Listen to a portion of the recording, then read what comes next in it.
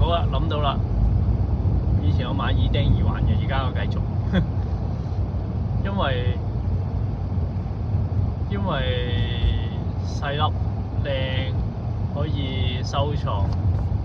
然後可以帶出街俾人睇，然後又突顯到我嘅眼光，同埋亦都突顯到品味係我嘅品味，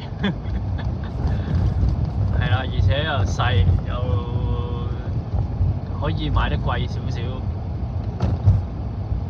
而且係即係儲埋嘅話，好多年嘅話，即係好似有啲似 Pandora 咁啊，每次一粒咁樣啊，咁啊成抽嘢就有紀念嘅意義啦。係啦，就咁樣啦，暫時係。首先睇下英國有咩先，因為英國乜都冇得賣㗎啦，都唔係乜都冇得賣嘅，但係好選擇好大。